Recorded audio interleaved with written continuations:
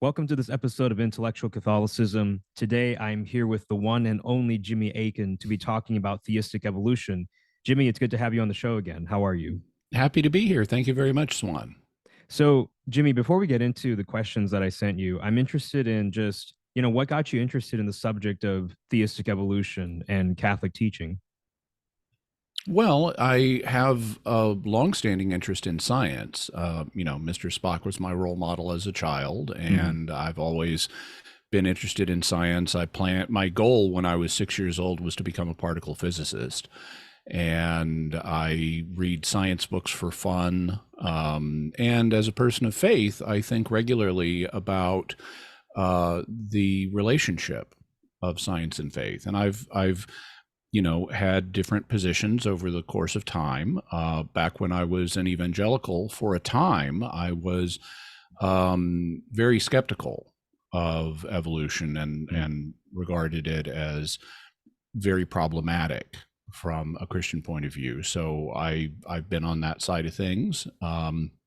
As a Catholic, I reevaluated the subject, and I even went through some reevaluation before I was Catholic. But the Catholic Church has a very open approach to science, and I've incorporated that. I strive to think with the magisterium and as within the broader Catholic tradition. And so uh, given my interests and my occupation, I've worked as an apologist as a professional Catholic apologist for 30 years now. These questions come up. People are interested in origins questions. And so I have continued between professional considerations and my own personal inclinations. I've continued to study the matter. Well, Jimmy, your insights on reason and theology were really impressive. And so I thought that it would be nice to have you on my show again to kind of touch on some particular issues. Mhm. So, with that being said, I do have 10 questions for you. And the Okay. first one is this: didn't Pope Pius XII nip polygenism in the bud in Humani Generis? And maybe you want to describe what that encyclical was and what polygenism is and all that. Yeah, so Humani Generis was an encyclical that Pius XII released in 1950, and it's addressed to certain concerns that there were regarding theories and these weren't just scientific theories. They also included other things like theories about the Bible Mm. that he perceived to be in conflict with historic Catholic positions. He doesn't name Teilhard de Chardin in the encyclical, but it is widely thought that the encyclical is in significant measure a response to a paleontologist and Catholic priest from the mid 20th century named Pierre Teilhard de Chardin.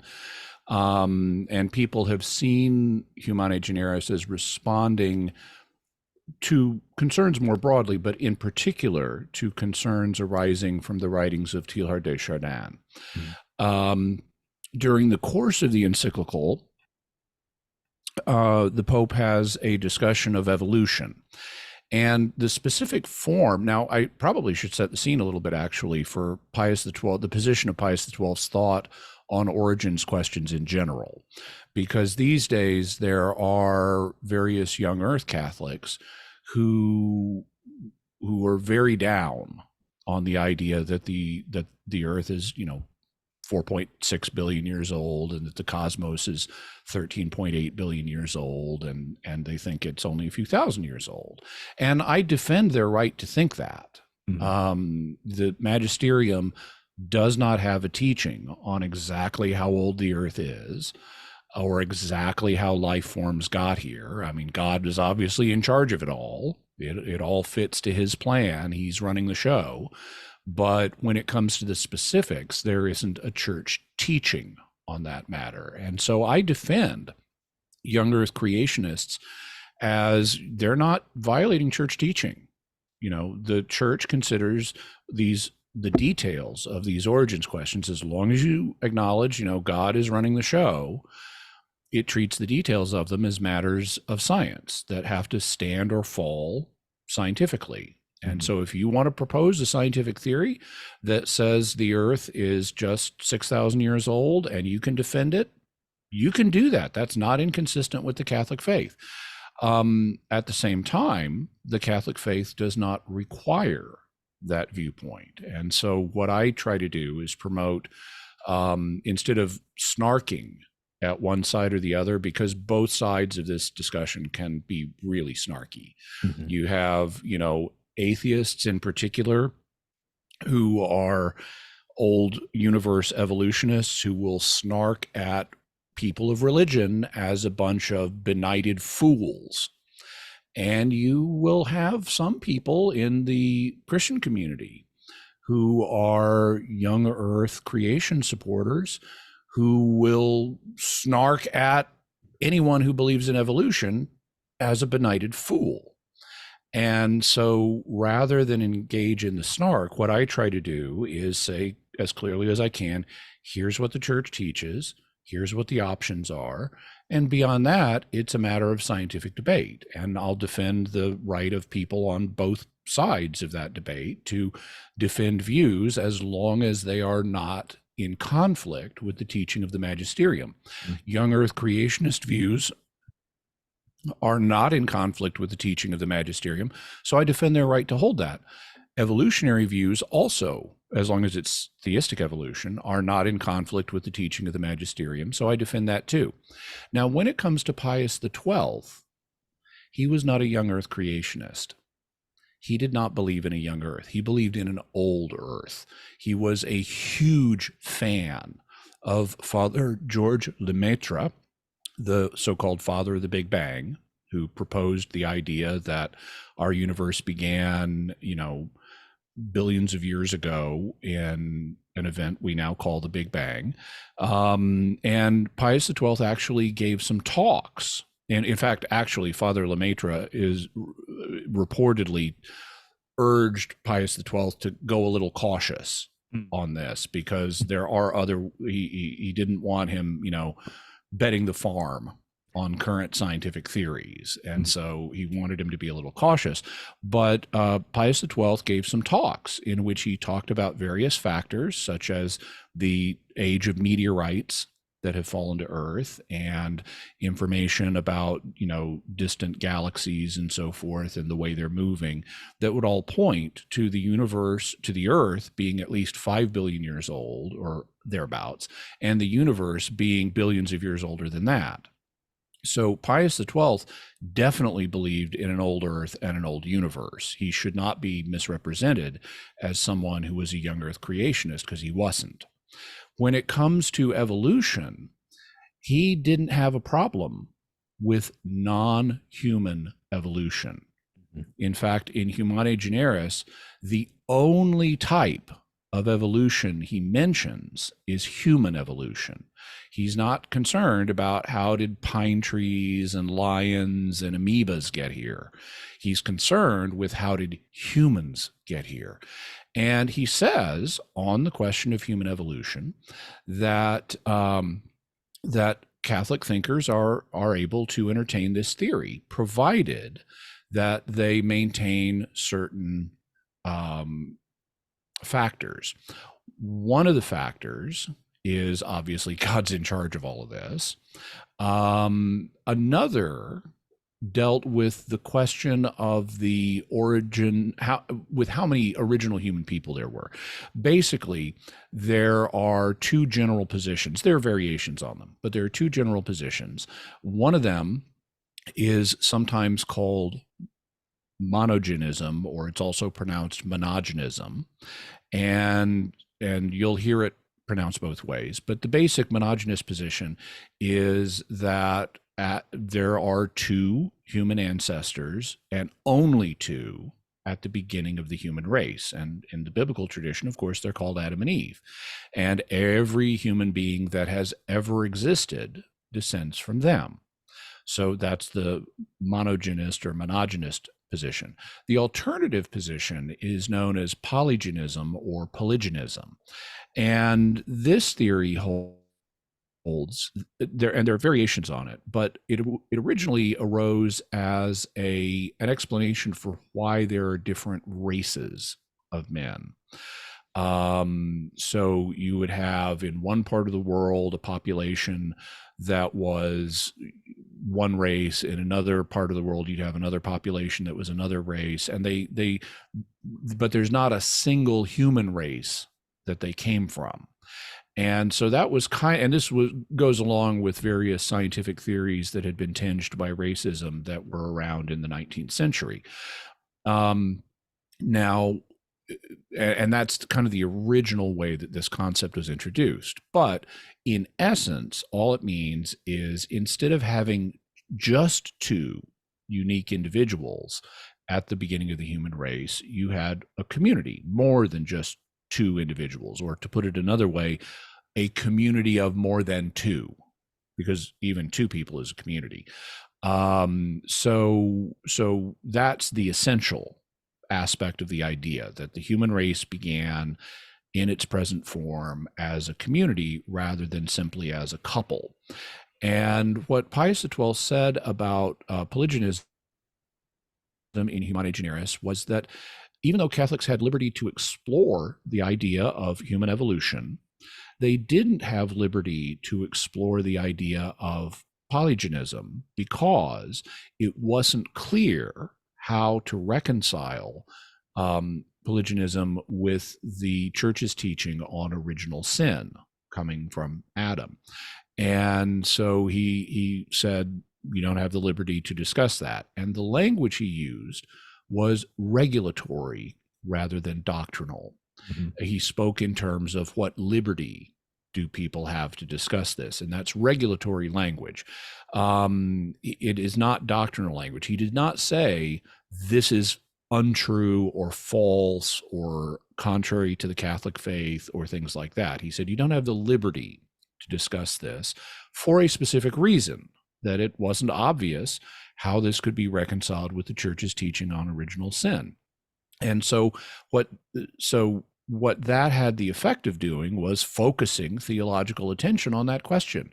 Are there ways to reconcile the idea that the human race began as a community of more than two with the church's teaching on original sin? And so he releases the encyclical in 1950. And by the 1960s, various Catholic theologians had been proposing possible answers to that question, saying, well, here's one way that you might be able to reconcile the two, or here's another way that you might be able to reconcile the two. And by the late 1960s, the Vatican's newspaper, L'Osservatore Romano, mm-hmm. actually published a piece saying, okay, here are the options, and any of these could work. You also had shifts in how the popes started treating the question of polygenism.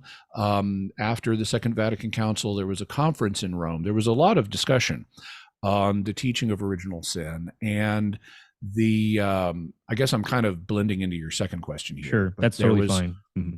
There was a lot of discussion of the question of original sin, and some theologians in the chaos after the council were proposing ideas that did seem to conflict with the church's teaching on original sin. So they had a conference in Rome on the subject, and Paul VI gave an address to the conference.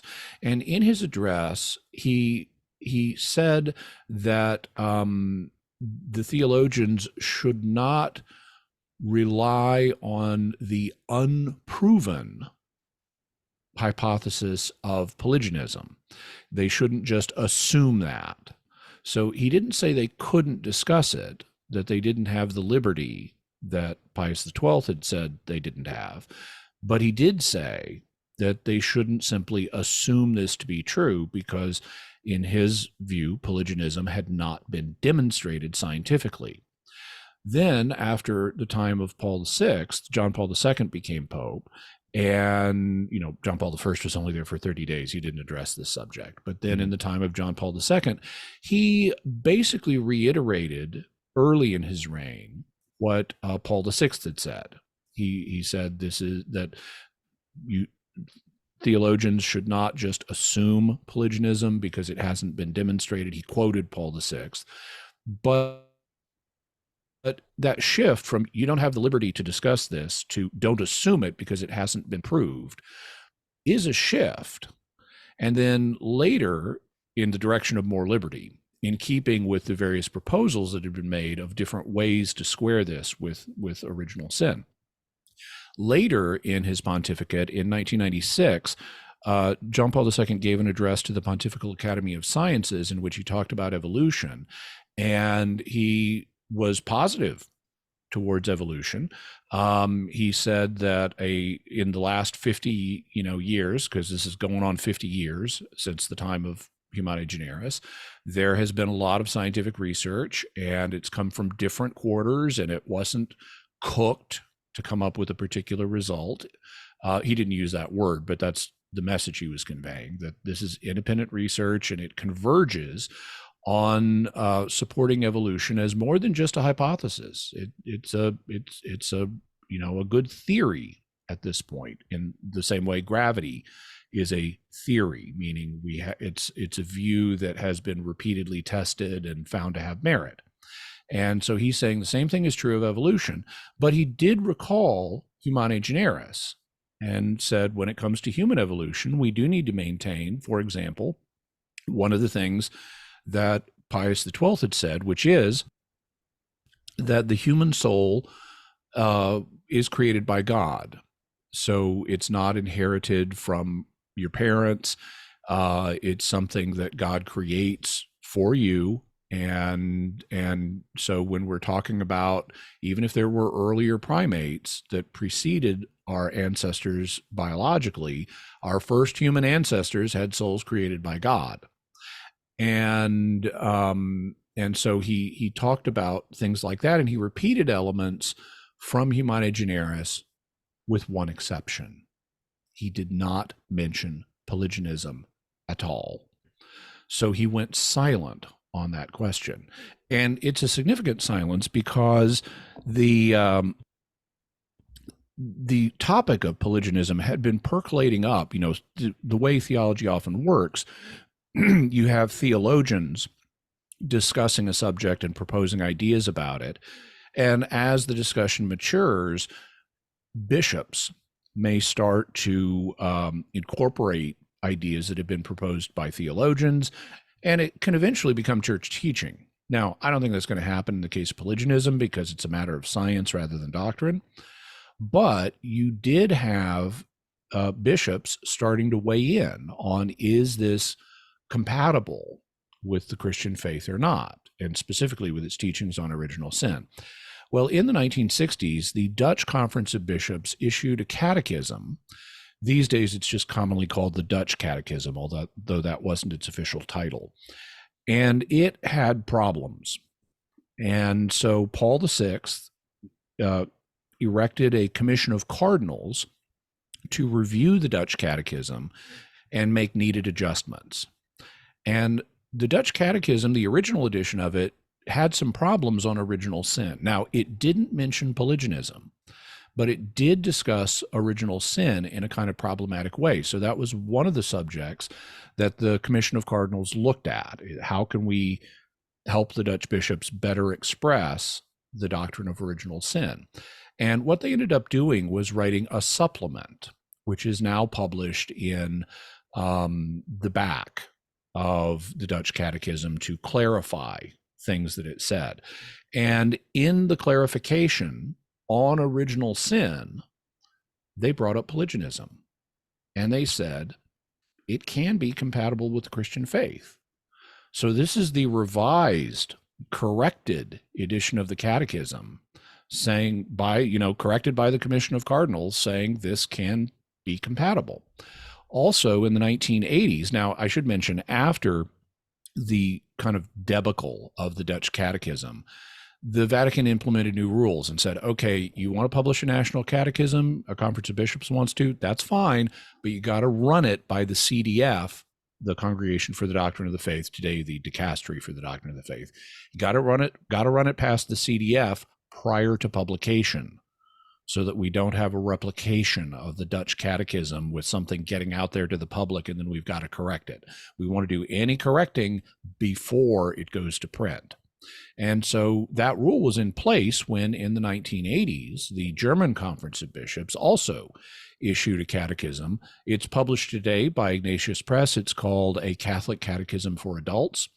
It was run past the CDF during the tenure of Joseph Ratzinger, who was the head of the CDF. And this is a German catechism, so you know he's going to be taking an interest in it.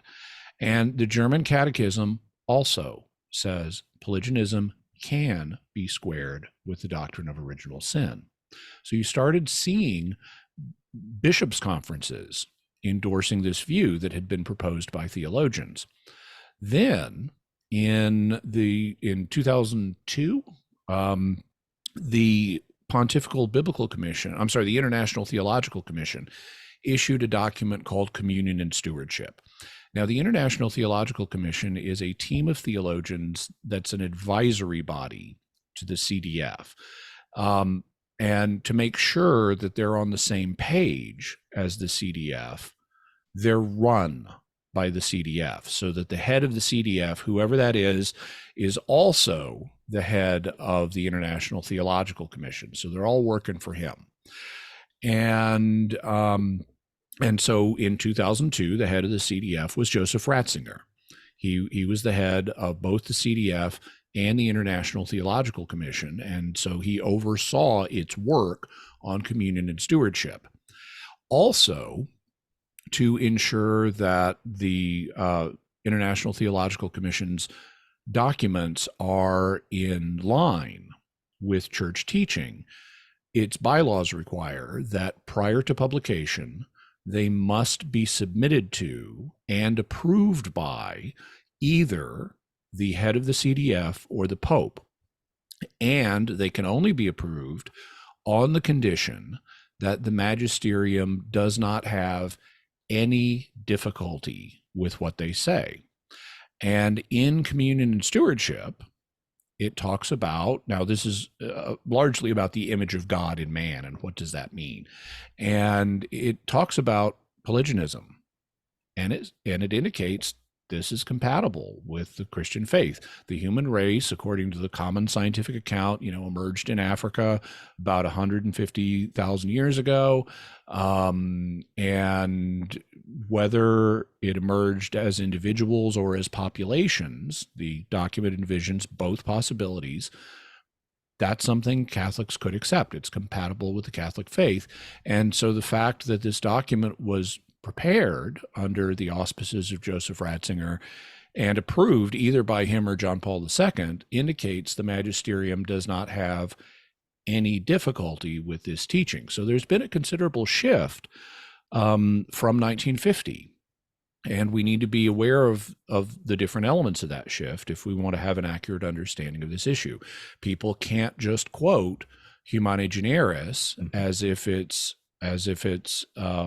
still in effect without any modifications to how the magisterium is handling this issue. These days, I would say that the magisterium has shifted to the point that it now allows Catholics to endorse polygenism if they see that as the best solution to these questions. And that's a position that's also been held by individuals such as the recent head of the CDF, Cardinal Gerhard Müller. He wrote a dogmatic theology, which has been partially translated into English. But in his dogmatic theology, he also brings up Humani Generis and polygenism, and he says right there, this is a former head of the CDF. He's regarded as a very conservative cardinal who's not always friendly with Pope Francis. He says polygenism is also not a matter of that monogenism is not a matter of dogma, and that polygenism is possible for Catholics. Well, Jimmy, just before we continue, I just want to say too that I appreciate how in your explanation of the history from Humani Generis, it very clearly shows how the church isn't just this authoritarian, closed-minded, we close the book, or when it declares dogma, the debate's over, right?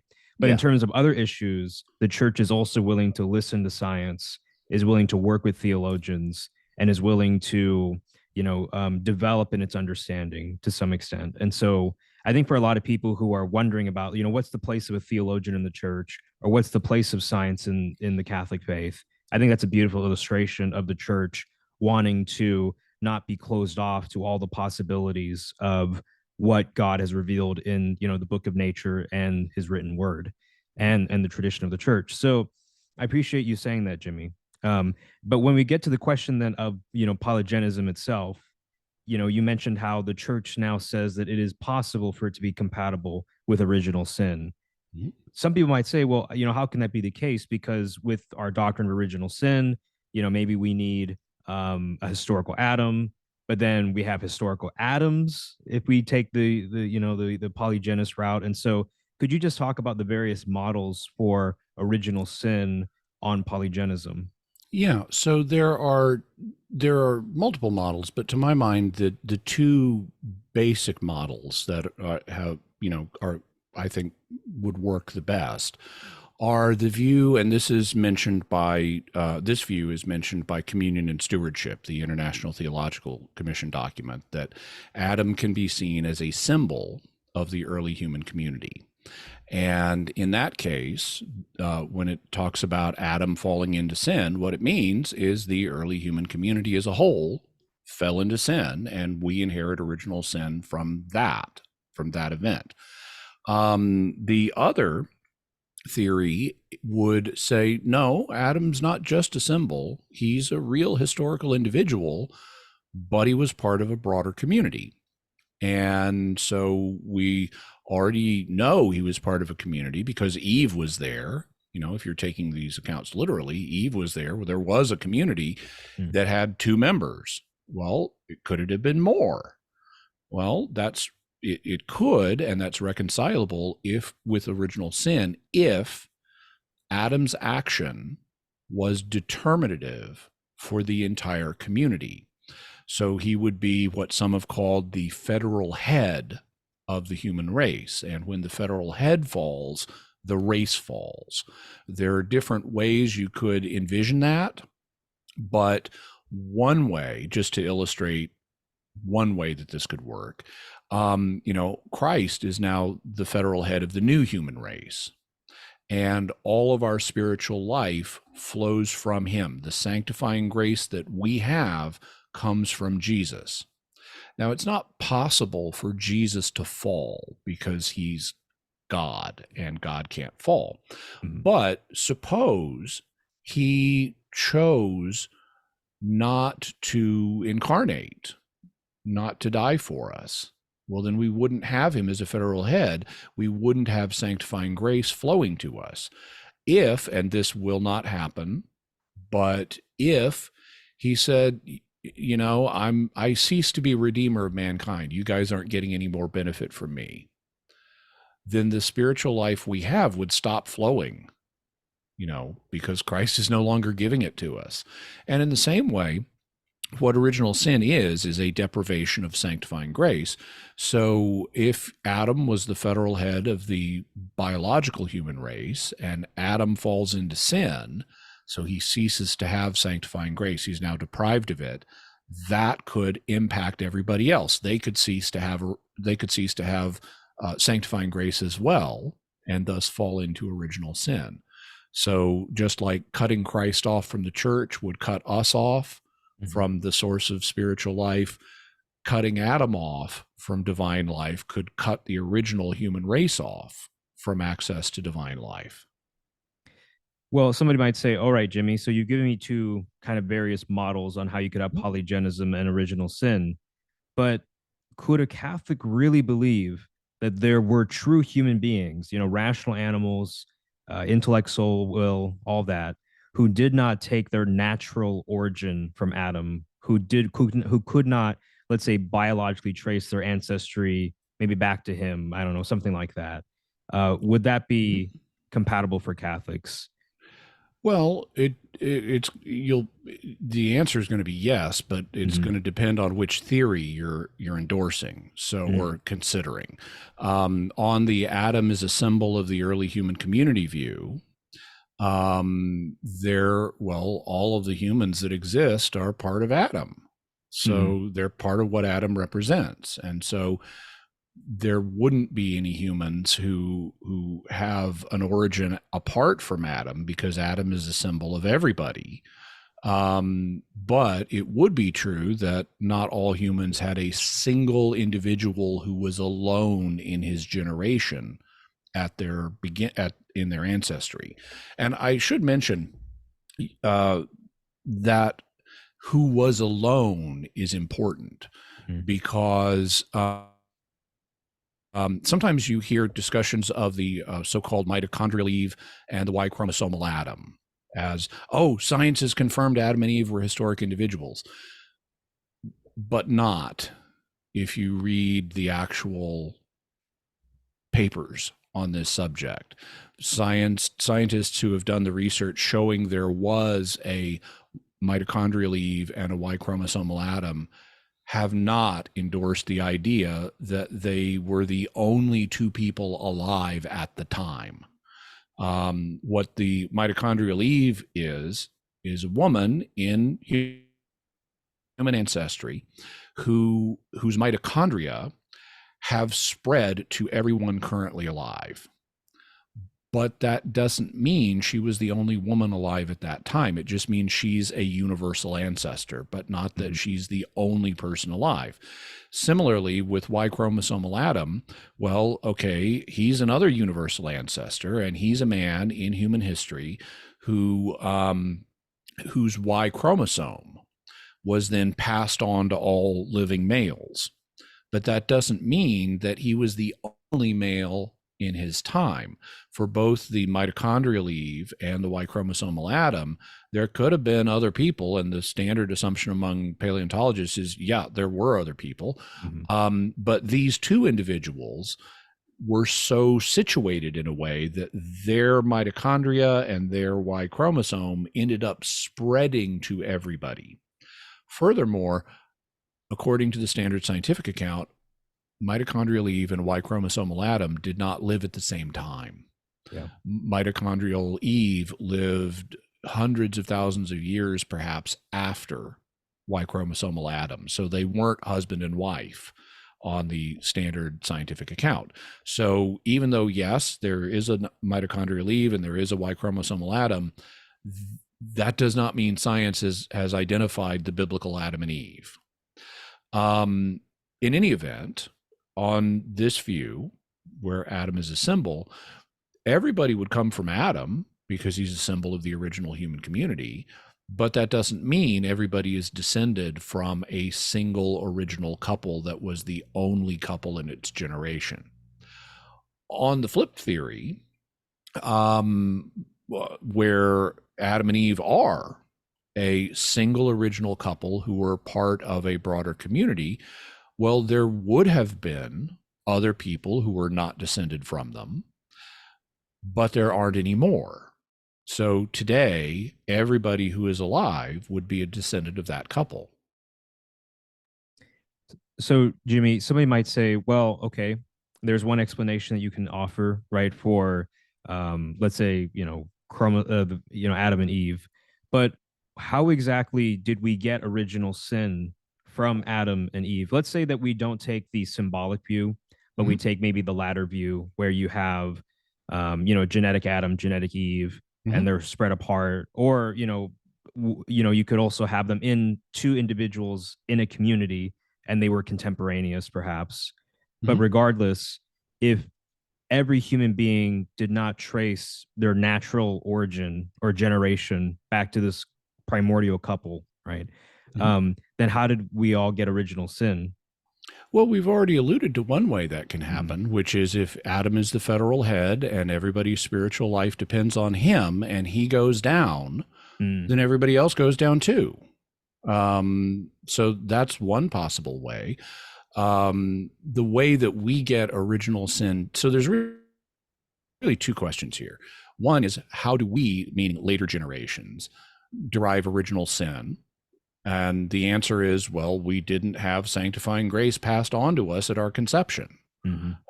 Presumably, human reproduction originally included that capacity. And if Adam, whatever Adam is, if Adam and Eve had not fallen, then human reproduction would pass on sanctifying grace to the new child, and he wouldn't be born with original sin.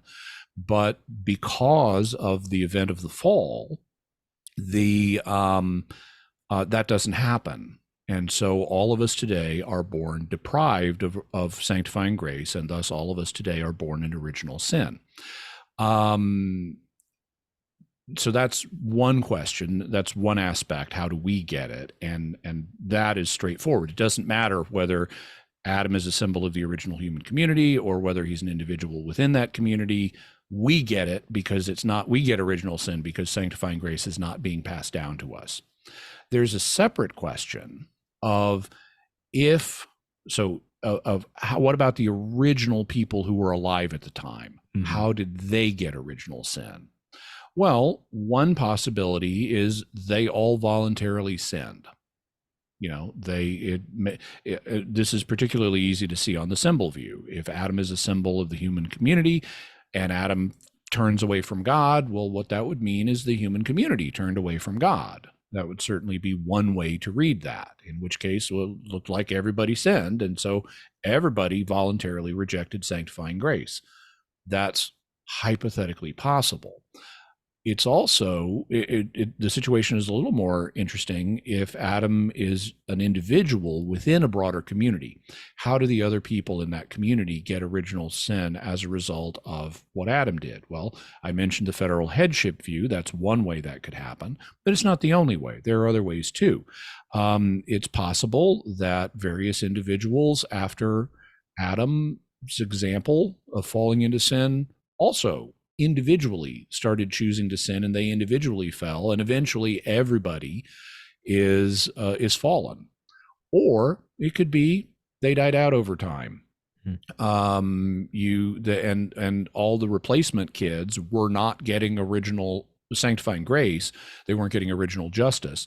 And so just like a Y chromosome can spread to everybody, a deprivation of sanctifying grace could spread to everybody through the normal process of reproduction. Yeah, because, today, obviously, as you mentioned before, maybe there was once that capacity in human reproduction to pass on sanctifying grace, but then it was eventually lost. And then you would have these individuals who voluntarily chose to enter their own falls, if you will. And that's how you have original sin. I suppose a lot of people have this idea that in order for us to have original sin, there had to have been, let's say, in the genetic history, the prior sex acts of our ancestors going back all the way to Adam and Eve, that's how it was passed on, if you will, original sin. And the idea that at one time we could like voluntarily enter into, let's say, our own original sin and fall. And then the rules changed, if you will, to where now we're just born without it. Some people might say, well, that doesn't sound right to me. So not to okay. Yeah, and not to misunderstand your position, right? Because your position would be that, let's say, with that first community, they would voluntarily have fallen into original sin, and then their descendants would have passed it on, let's say, through the lack of sanctifying grace being passed on to their children in conception. That is one possibility, Sure. And I'm not describing my view here. Okay, cool. I haven't said anything about what I think on these questions. I think there's good evidence in favor of biological evolution on scientific grounds, but I haven't said anything about what I think on the question of monogenism and polygenism. I have been talking about what does the magisterium allow, and what have theologians proposed. And so I'm mentioning some proposals that have been advanced. That doesn't mean I think every proposal is a good one. Mm-hmm. Well, Jimmy, let me ask then a more direct question about something related to your position. What was Cain's wife? Well, the traditional answer, historically, the most common answer is she was his sister. One of the things that Genesis 5 mentions, it has a genealogy, and one of the things mentioned in the genealogy is that after Cain and Abel and Seth, Adam and Eve went on to have other sons and daughters. And so many theologians have said, okay, well, Cain's got this wife and there aren't many candidates alive at this time, so presumably his wife was his sister. Now, that then obviously immediately raises the question of incest. And incest is a no-no. Mm-hmm. And so others have looked at this text and said, when the Genesis 5 genealogy is after the story of Cain. Cain is discussed in Genesis 4, and he's already got a wife at the end of Genesis 4. And the genealogy in Genesis 5 is a separate literary text that was incorporated by the author of Genesis. It's a genealogy, it's not a narrative. And so we shouldn't automatically take something from the genealogy and use it to explain what happens in the narrative. The narrative was originally meant to stand on its own. Hebrews were telling the story of Adam and Eve and Cain and Abel before Genesis was written, and presumably. And so, if you take just the Adam and Eve, Cain and Abel narrative and read it on its own terms, it sounds like there are other people out there. Right. Because Cain's got a wife. And furthermore, when God drives Cain away after the murder of Abel, Cain says, "My punishment is more than I can bear. Anybody who finds me is going to kill me." And it sounds like there are already other people out there.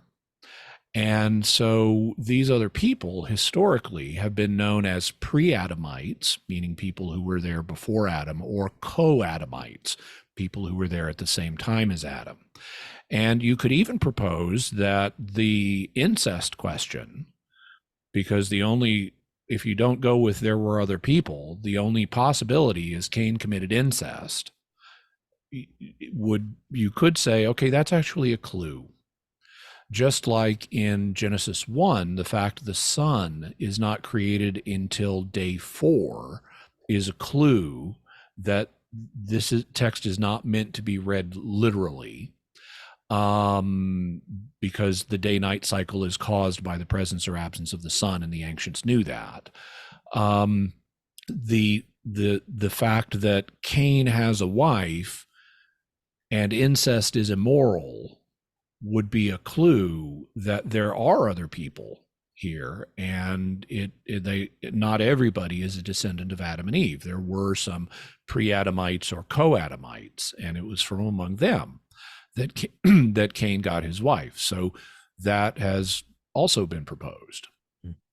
Yeah, I mean, especially on the issue of incest, when you look at the book of Leviticus and the condemnations of incest, it doesn't seem as if this is like a culturally bound principle. It seems like it's actually asserting it as law, right? And not just like law on a positive sense, but like this is divine law. Like this is the structure of the family. You're not supposed to violate this. And so that's why I've heard young Earth creationists basically say, I've heard this explanation that it wasn't bad during the time of Adam and Eve, or even the early, let's say Noah after the flood, the worldwide flood, because their genes were still not super corrupted by sin, and so you wouldn't have the same genetic defects passed on as would be the case today. Okay, so that's and I've heard that claim too. Right. So I guess there are a few things to say here, because I did want to point out that people who think that Adam and Eve were the only people around, and so Cain did marry his sister, they do try to deal with this question and propose explanations for why it would have been okay for Cain to do this. Is why it wouldn't be incest in the modern sense, or it wouldn't be as bad as modern incest is. And of course, today we do know that one of the reasons incest is bad is because we all have genetic defects, and normally those, if they manifest, it'll be a problem. Well, if you have only one gene that's damaged, it may not manifest. But if you inherit 2 genes that have the same defect, then the defect cannot be counterbalanced by a dominant gene. and therefore the genetic defect will manifest. And that's why inbreeding is a problem, because in inbreeding, the family's gene pool is very restricted, and so it's much more likely that a child will get two damaged genes, and something like, for example, hemophilia will manifest. And it's, the European royal families were so inbred in one period, they started seeing lots of kids with hemophilia. And there can be other defects like mental retardation and Down syndrome and all kinds of other bad things that can happen on the genetic level as a result of having too narrow a gene pool.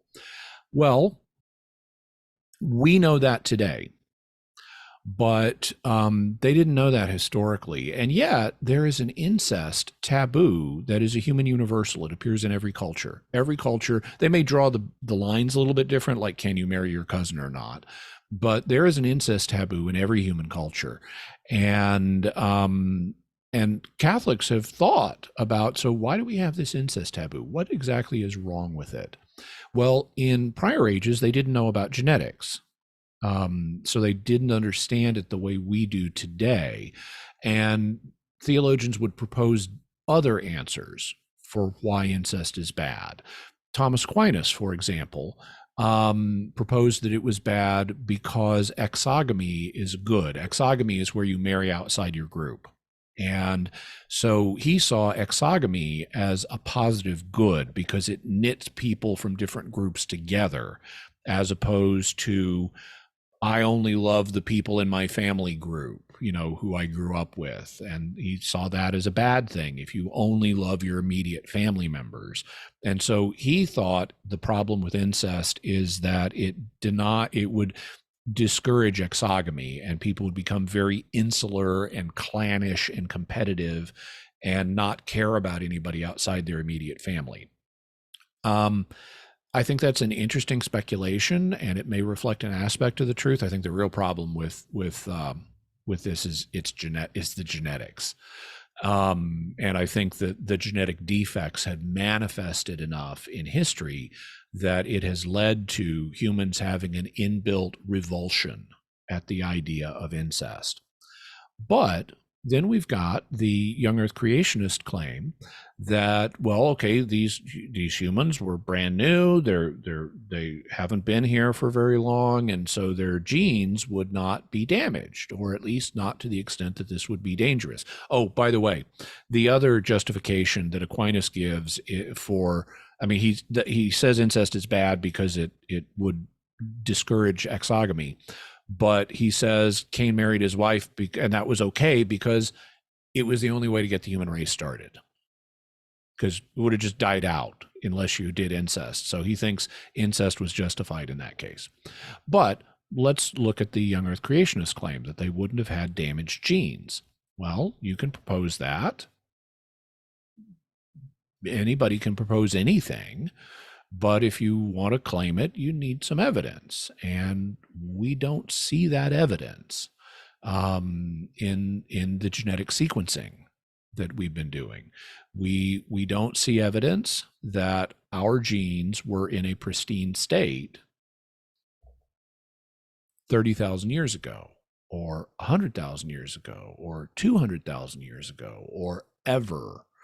We don't see that history of a pristine state for our genes that could fit this scenario. We also don't see it in the DNA sequencing that has been done of human remains that are ancient. So the evidence we have is that from the genetic sequencing that's been done is that humanity has never had a pristine genetic sequence that contained no errors that could cause problems for an inbreeding situation. Also, there's a problem of where do we get all these genes from? Not just where do they come from, but how did we get so many genes? Because people are different. There's a lot of we actually have a lot of genetic similarity in the human race, but there's still a lot of difference. And if there were only two individuals at the beginning of the human race, how did we get all the genes that we've got now? Because two individuals cannot carry that much genetic diversity, the argument goes. They only have 46 chromosomes. And so they've got, they've got two copies of each chromosomal pair. And there's just not enough space on the hard drive for all the genetic diversity that the human race now contains. It couldn't fit in the genomes of just two individuals. And so there have been various attempts to estimate the size of the human population at various points in its history. And it has suffered, some scientists have discovered, at least this is the common scientific interpretation of the data, that the human race has gone through some bottlenecks where there were very small numbers of people who then repopulated. And the smallest of these bottlenecks is thought to have been a few thousand people, but not two people. And so it doesn't look like, at least from the scientific data, that it fits the model that's being proposed by young earth creationists on the basis of genetic sequencing. Yeah, and in fairness to young earth creationists, on when you mention Aquinas, even Aquinas would talk about how polygamy could be necessary if it was the case that you had one man and multiple women left and they needed to save the human race. I believe he does talk about that. So, if somebody said, Suan, you love Aquinas, well, here's what your guy is saying. So I'll be like, okay, fair enough, right? The other thing I do want to bring up is, let's see, when you were talking about, some issues related to the possibility of, let's say, degeneration and suffering before Adam and Eve. So jumping a little bit ahead on the docket, how do you approach, that particular problem? Like, as you said, there was never a state of pristine genetics. How do you deal with that problem? Like, not just the problem never having pristine genetics, but also just how animal suffering and human death seem to have been there from the beginning. There was no Edenic state. Well, okay, so if we look at the text of Genesis, God tells Adam that if you eat the tree of the knowledge of good and evil, you will die. He doesn't say, and nothing else has ever died in the history of the world. He says, you will die. So if Adam and Eve had not eaten from the tree of the knowledge of good and evil, and if they had remained in the garden, they would have had access to the tree of life. And as long as they ate the tree of life, they would have lived forever. So God offered them immortality. But he said, you will die if you eat of this other tree. And they did. So that's what the narrative says. And so consequently, lots of Catholic theologians, including great saints and doctors of the church like St. Augustine and St. Thomas Aquinas, have said, yeah, human death entered the world as a result of the fall. But that doesn't say anything about other creatures. Other creatures could and did die.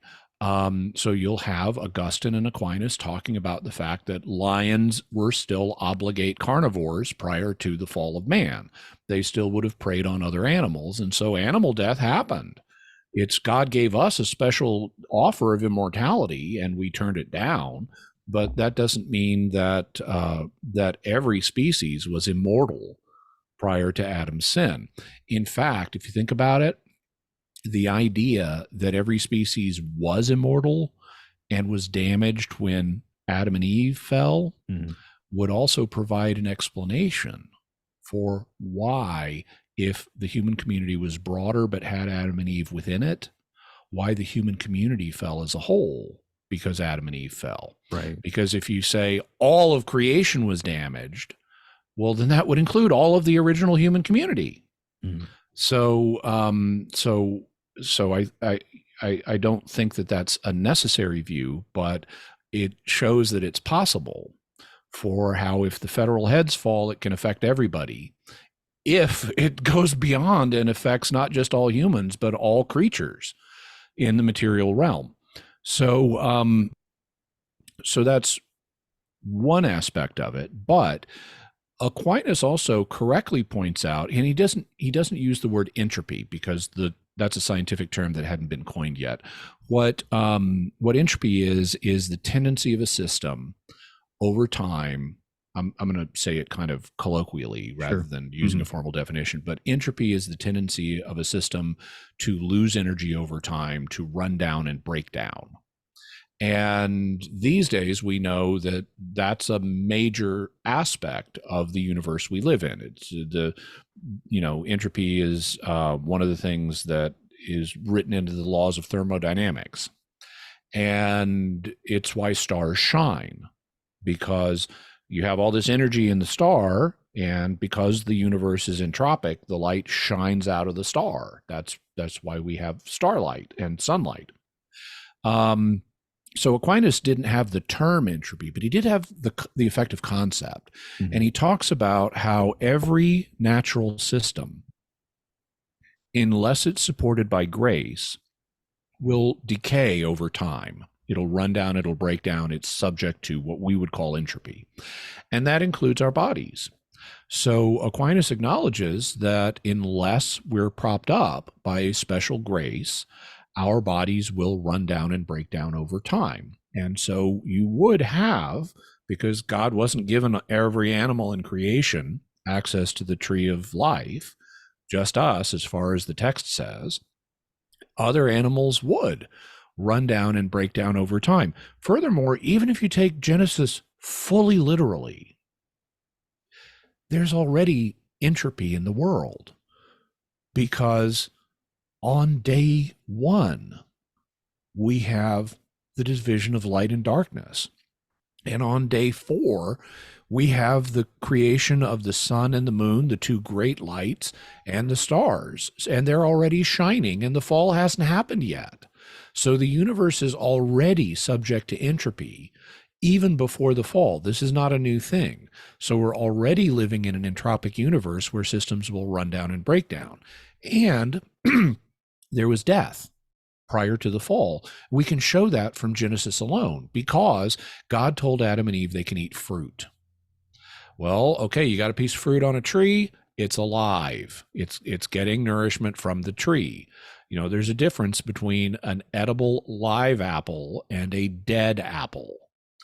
But when Adam and Eve eat the apple, which is not what the forbidden fruit was, um, the flesh of that apple, which was previously alive and being nourished by the tree, is going to be torn apart by their digestive systems, and so it will die. So there was already plant death in the world, and that highlights that it's just human death that was the issue here. It's human immortality, not the immortality of everything else. So I would side with St. Augustine and St. Thomas Aquinas, two doctors of the church, and say animals did kill other animals before the fall. And so, yeah, that's part of the record of creation. And before we get to some of my other questions, I did want to mention another point, which was Mm-hmm. concerning methodology, Okay. because as you were bringing up the example of how the genetic evidence that we have, the scientific evidence that we have, doesn't align with kind of the young Earth creationist picture on like once having pristine genetics, and then you see the record never really showed that. Mm-hmm. Um, uh, I know that it would be ideal to have a young Earth creationist here to explain their side, but Mm-hmm. at least my impression has always been, but if you're going to say that, if you're going to have the literal view, and then you have this omnipotent God who can perform miracles and multiply fish and do all this, right? Mm-hmm. Then you could just always appeal to the miracles, Yeah, right? you To could. Yeah. God can do anything that's logically possible, and Sure. so you can look at all the scientific data we've got and Mm-hmm. say, okay, I acknowledge all this data. Based on the data, this is the way it looks. But Sure. that's not what happened, because God did a mountain of miracles. Right. And so you can't rely on the scientific data. And if you want to say that, I don't agree with that viewpoint, but I respect it, because at Mm-hmm. least it's being honest. It's acknowledging Right. what the scientific data says. It just ends up rejecting the science and saying, no, I think because of my reading of these texts that God must have done a mountain of miracles that are responsible for what we see by science not accurately reflecting what actually happened. And then on the flip side, there are young Earth creationists, though, who will argue for on scientific grounds and propose models and try to publish Mhm. research. So there's also And I wish them well in that effort. It hasn't had a lot of success because Mhm. I think accurately they're not generally, I'm not going to say always, but they're not generally doing good science that would actually undermine the mainstream view. Mhm. Well, Jimmy, going to another question now, which is going to be a hot one. So I have, let's see, how many do I have here? I have, let's see, four more questions left. Okay. Here's a hot one. Wouldn't the church fathers have okay, and let's say we're talking pre-millennium, pre-first, excuse me, excuse me, Mhm. like first millennium, right? Or even let's say pre-Reformation. I don't know where you want to draw the line, but wouldn't the church fathers have unanimously been young Earth creationists? And would you say, oh, sorry, Well, just really go quick, ahead. would you say that there were any that weren't young Earth creationists? Well, there were certainly fathers and later theologians that didn't take the days of Genesis literally. Mm-hmm. Augustine is an example of that. He points out the day four sun problem, and says he doesn't think this is a literal chronology of what God did. He thinks that the work of the Creator has been fitted into a literary framework here, and it's being presented to us in this way. But we shouldn't rely on this as a chronology of what happened. That's a separate question than, so how old is everything? Mm-hmm. And as far as I know, Saint Augustine thought that the Earth was only a few thousand years old, and as far as I know, that's true of everybody else in this period. It wasn't until much later, into the 1600s and 1700s, that we got evidence that would suggest it was older. So they were going with the science of their day. And now I could be incompletely informed, and there could be someone I'm not aware of who did not hold a thousands of years time scale. But I haven't run across such a person yet. So yeah, I assume they all thought that based on the evidence they had at hand, that the universe is only a few thousand years old. They also all thought that the stars are right outside the orbit of Saturn, and that the stars and planets are embedded on crystal shells that surround the Earth, and that the entire cosmos is just over twice the size of the orbit of Saturn, because that was the science of their day. But just because they all held that view doesn't mean it's accurate.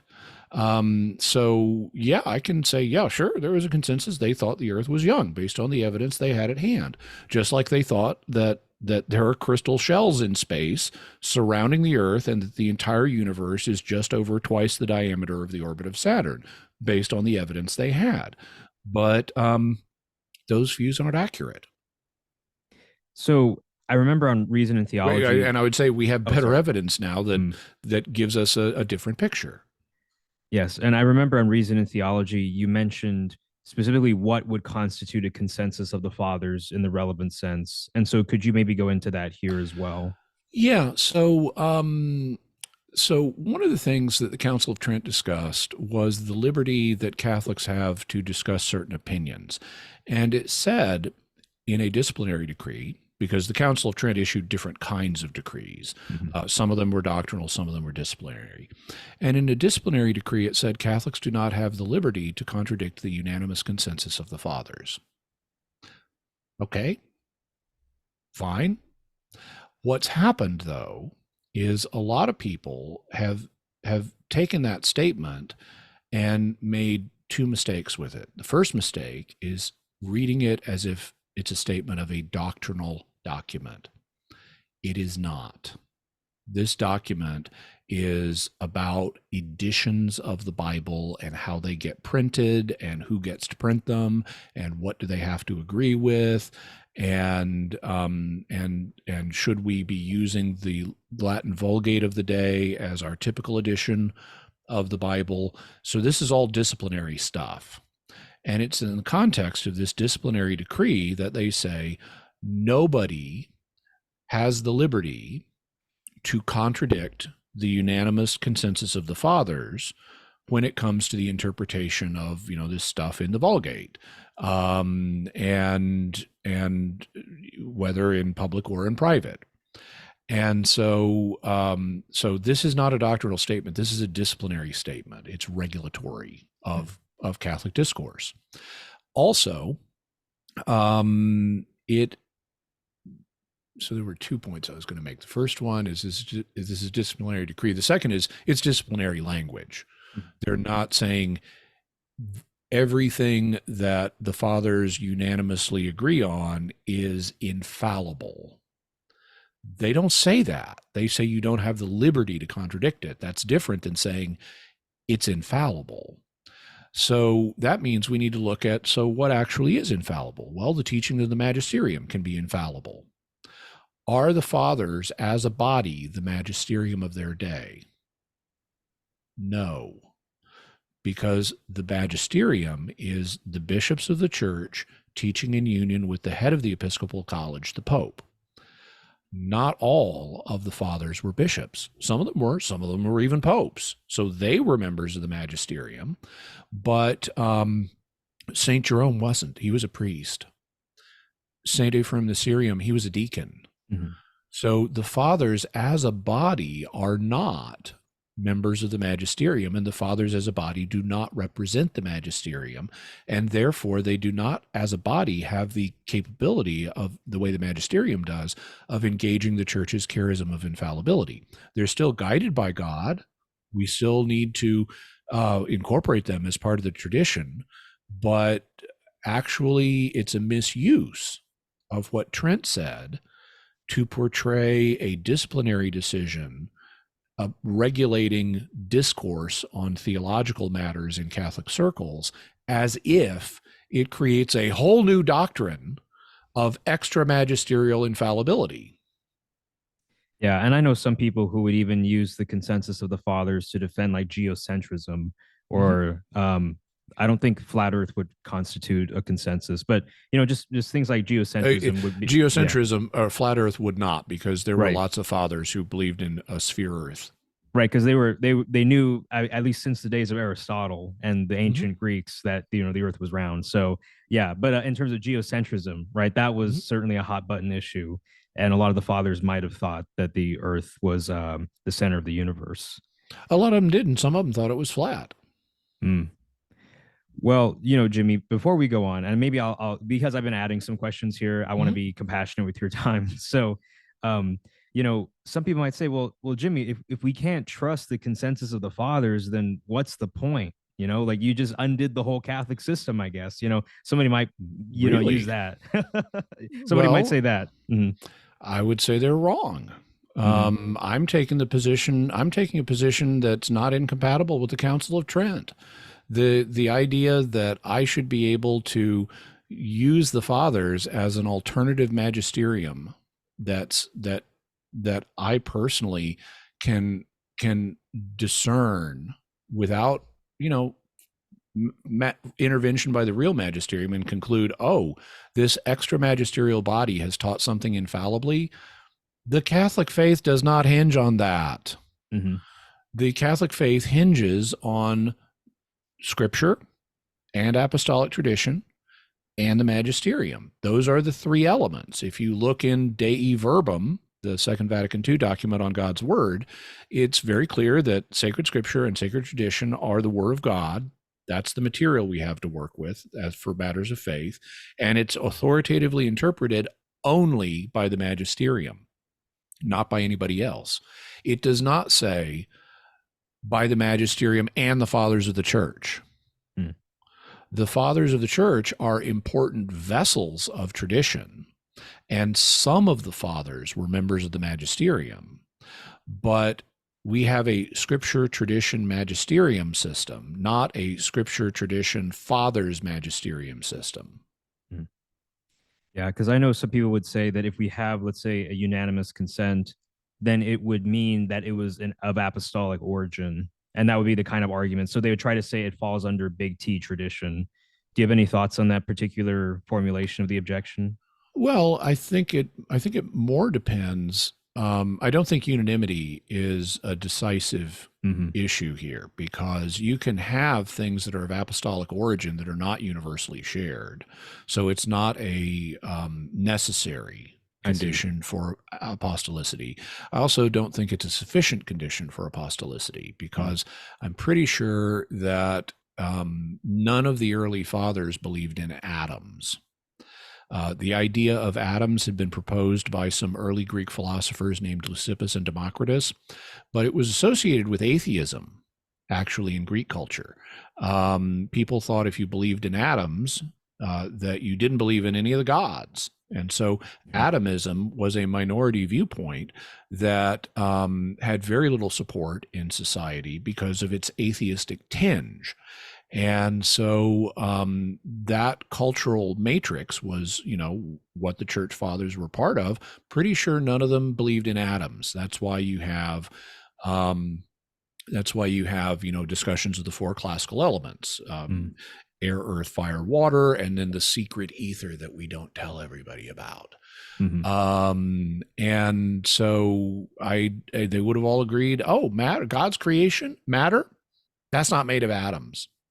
And that was probably a universal opinion, but I don't think it's accurate. I think we have good evidence for atoms, that the matter we see is made of smaller particles that are combined in ways to produce things like air, fire, water, and earth. But that don't themselves have those nature. Wood is not a fundamental irreducible substance. It remains wood no matter how many times you cut it.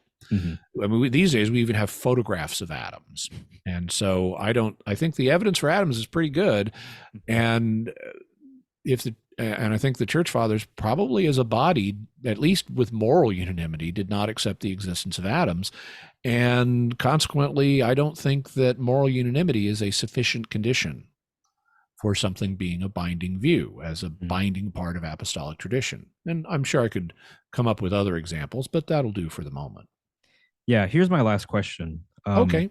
So some people are going to worry that, okay, let's say we accept theistic evolution. All right. It's a slippery slope. So as soon as we accept it, maybe we take a metaphorical view of John 6. I don't know. Maybe we start picking and choosing what we believe in the Bible. That's one worry. The other worry might be, oh, well, you're a theistic evolutionist just to save your religion, right? And you're just making it unfalsifiable by adjusting revelation in light of modern science.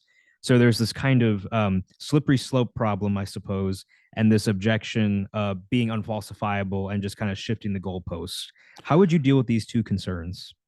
Okay, so the first one sounds at least like it may be motivated by the same kind of concern as the previous question you asked about, like, what's the point if I can't use the fathers as an alternative magisterium?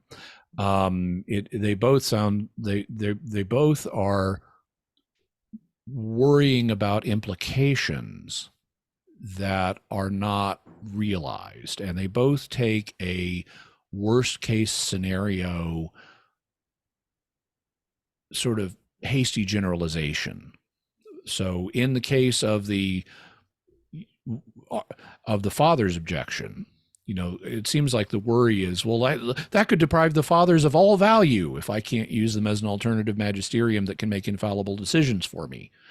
Well, no, it doesn't deprive them of all value. And it doesn't, I mean, the way you originally phrased it is like, wouldn't that undermine the Christian faith? It's like, no, the Christian faith was around before the fathers were. We had the Christian faith before the first father was born. The Christian faith does not depend on the fathers. They're important. They're very important, but the Christian faith doesn't depend on them. It depends on God's word, which existed prior to the fathers.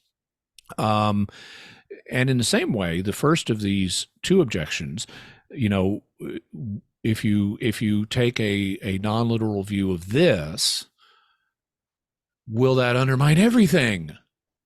Well, okay, we're back in the situation of worrying about things that are hasty generalizations.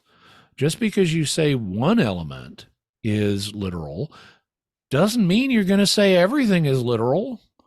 You actually have people in, for example, the Protestant community, who make similar arguments. Like they'll look at Jesus's parable of the mustard seed, and they'll tie it into their theory of eschatology. Dispensationalists will do this, and they'll say, in order to, and now this is not true, but this is the way they perceive it, and this is the argument they make. If dispensationalism is not true, then you have to take these texts in a non-literal way. And if you take these in a non-literal way, you could take everything in a non-literal way, and it could fundamentally undermine the Christian faith. Well, in your imaginative nightmare world, it could, but that's not the real world.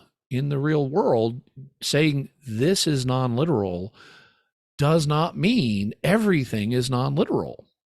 What we have to do, and this actually was encouraged by Pius XII in Humani Generis, is we have to learn what's literal and what's not. One of the things he talked about in Humani Generis was how the historical books of the Old Testament, and especially he singled out the first 11 chapters of Genesis, are not history as it is written by us today, and they're not even history as it is written by the higher Greco-Roman historians. Instead, it is, in his words, a material that was written in using simple and metaphorical language for a people but little cultured. Now, actually, if I was his advisor, I'd say, let's not diss the ancient Israelites quite so much on the being little cultured part. But he's making the point, this isn't history the way we write it.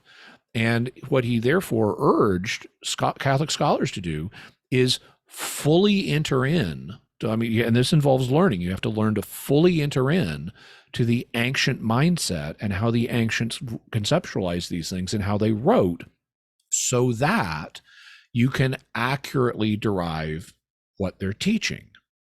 And so that means we have a learning task.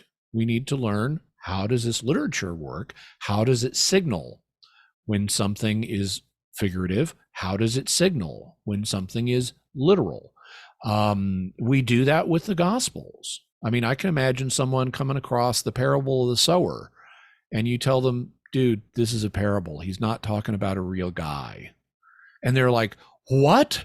If the parable of the sower is not literal, and you accept that the parable of the sower is not literal, that means everything could be not literal. You're going to undermine the Christian faith if you tell me that there wasn't a real nameable guy in that parable. Well, someone could have a worry like that, but it's a scrupulous worry.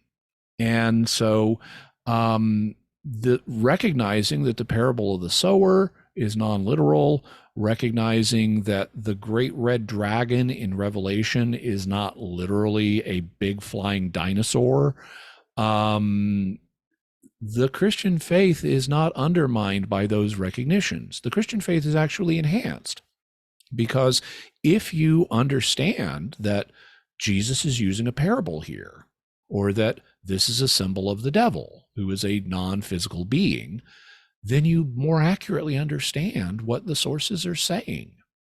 And the same thing is true in other areas. It's true in origin questions, in scientific questions. If you understand what the texts are not saying, you have a better understanding of the text, and that enhances our appreciation and understanding of the Christian faith. So then there was your second. So that's what I say about that. Sure. Then there was your second question, which was about, is this making Christianity unfalsifiable? Yeah, just moving the goalposts, right? Mm-hmm. Well, okay.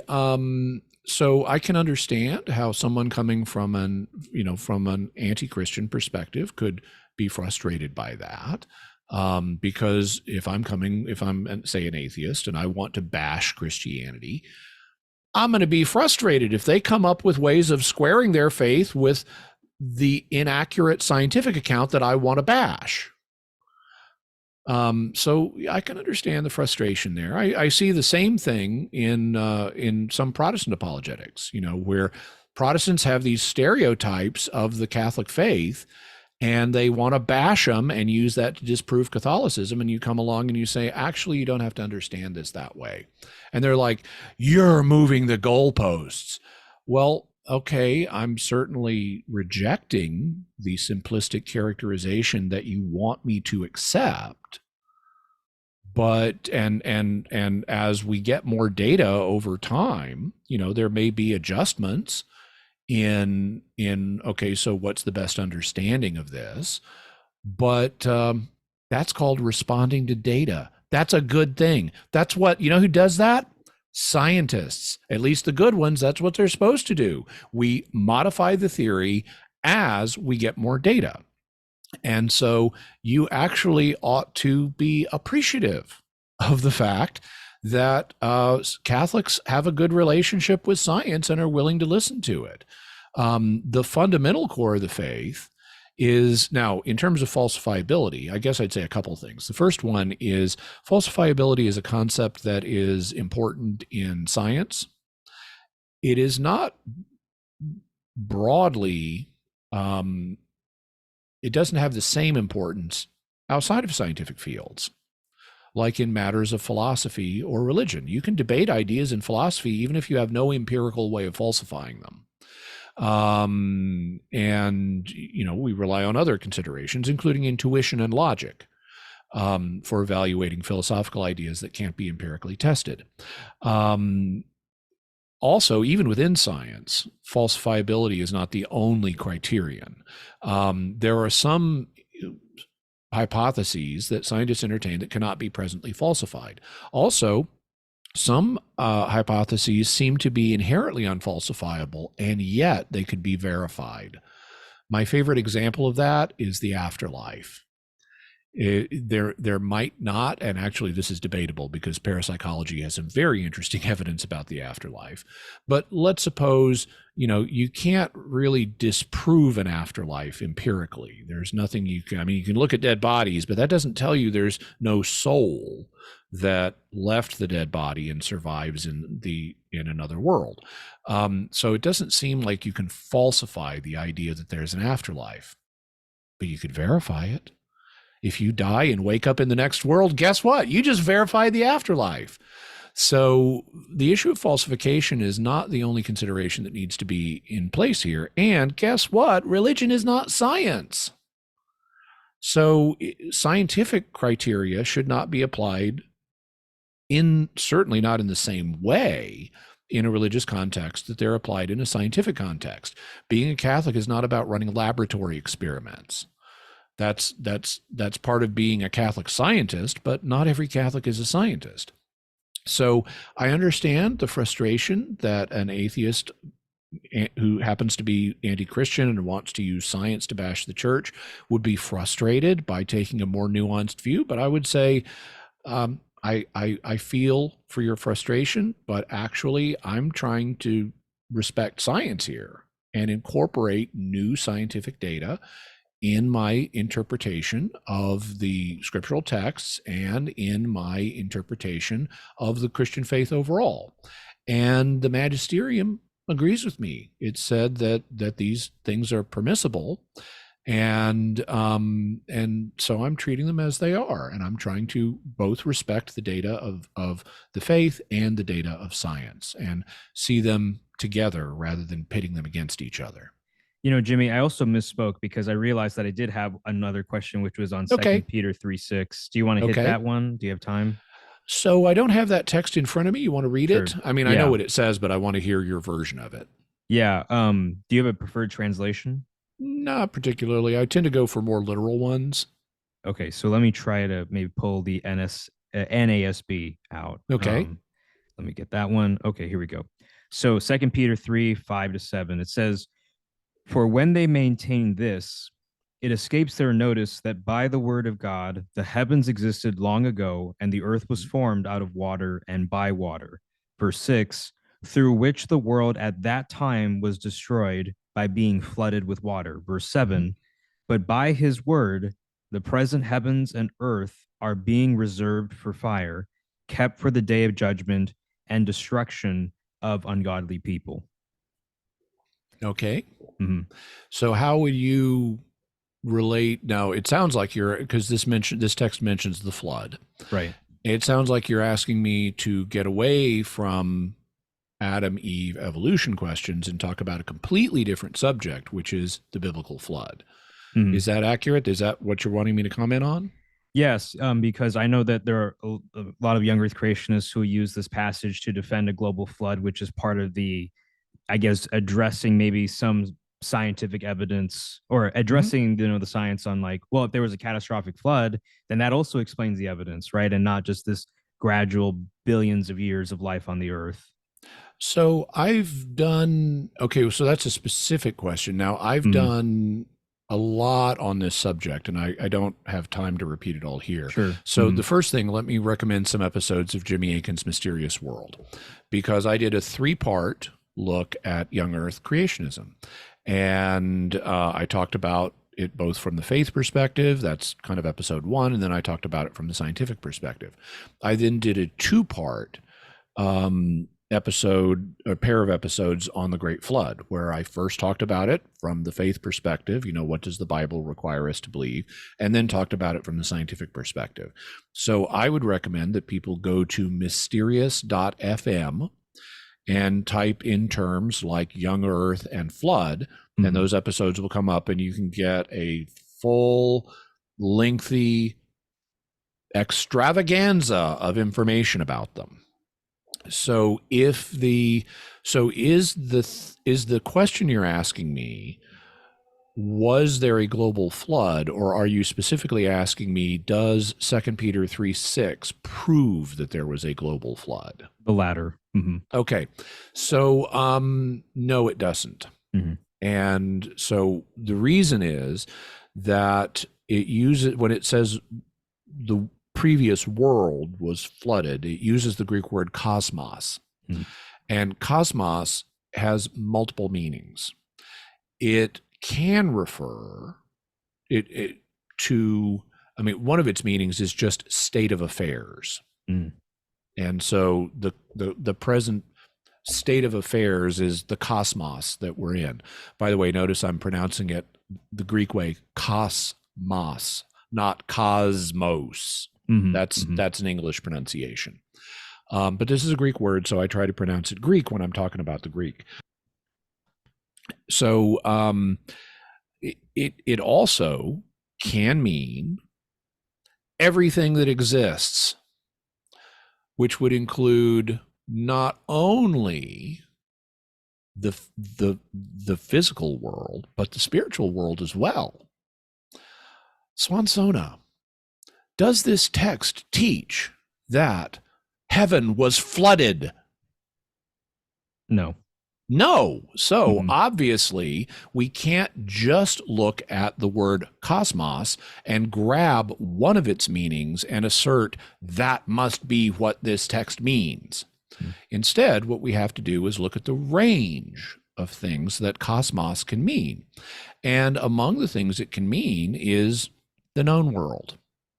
St. Paul, in his letters, talks about how the gospel has been preached to the whole world, and he uses the Mhm. word cosmos. Um, well, in the first century, the gospel had obviously not been preached in Antarctica or Australia or North and South America or sub-Saharan Africa or China or most of India or Scandinavia or Scotland. So there were lots of parts of the physical planet that had not heard the gospel, but yet St. Paul says the gospel's been preached to the whole world. So he means the known world.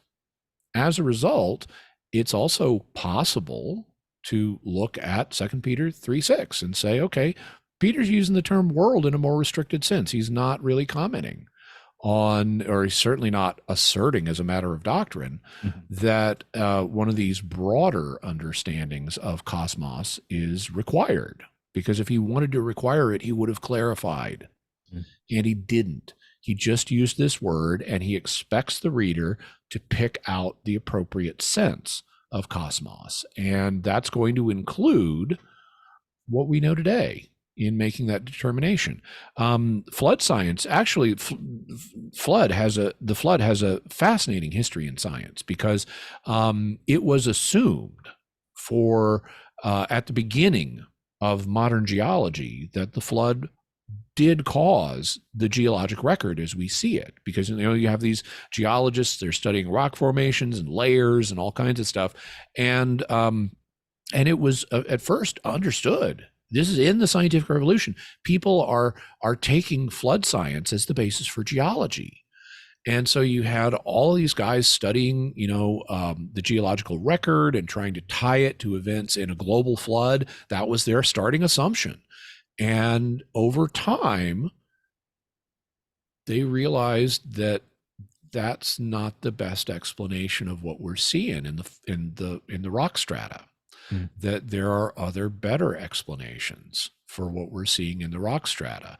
But they still had respected the idea, and they took it as their starting point. And so I find that encouraging. Scientists who are both respectful of biblical concepts like the flood, but who also are respectful of the data of what they're seeing. They're not dissing either one. They're trying to find how do these things fit together in a certain way. And they concluded that there wasn't a global flood. There have been many, many local floods in history, some of them very big, like at the end of the last ice age, when all the ice melted. Well, that wasn't just a slow creeping up of the water all the time, because what would happen is if you ever watch like a melting ice cube, you get a little bit of meltage and a little bit of meltage. But then once the center starts to get hollowed out, there can come a moment when one of the walls starts to melt and poosh, out comes all the water that was inside it. Well, that was happening with not icebergs, but glaciers. And so there were massive floods at the end of the last ice age in places. And some of those floods were so big. I mean, for example, there used to be, how England Great Britain is an island off the coast of Northern Europe? It didn't used to be. Back before the last ice age ended, it was connected to Europe. There was not just a land bridge, there was a big plot of land there. It's called Doggerland. And there were people living in Doggerland. We know this because ships that now cross the English Channel have, pulled up their anchors from the bottom and what are all these ancient artifacts doing here? And so we've actually been studying the culture of the people of Doggerland. But one day at the end of the last ice age, all of them got wiped out when there was a massive catastrophic flood, and Doggerland was low-lying enough that it is now covered by the English Channel. And so there have been very massive life-destroying floods in the history of mankind. And if you were in the middle of, let's say you're in Doggerland and it's flood day, and you just happen to have a raft, maybe it's an improvised one, maybe it's your house, and you go floating up to the top when the flood hits, you manage to survive and you cling to your house and it eventually surfaces. You're gonna see water everywhere. It looks like the entire world has just been flooded. And it looks like all the tops of the hills and mountains, they're covered as far as you can see. So you can have very big local floods that can be the basis of the Genesis flood narrative. And there are other reasons to prefer that, but as an understanding. But I would suggest going and listening to those episodes of Mysterious World where I can really lay out the scientific evidence in more detail. Well, Jimmy, thank you for the time that you spent today talking to me, and I really appreciate all the work that you do. And so I know that there are so many questions that one can ask on this issue, and especially there were some others that occurred in my mind, but I'm kind of okay, we've gone 90 minutes. I got to give you a break, and I got to go do other things too. So you can have me back. Yeah. I'll have you back probably. Well, Jimmy, thank you so much for everything. No problem.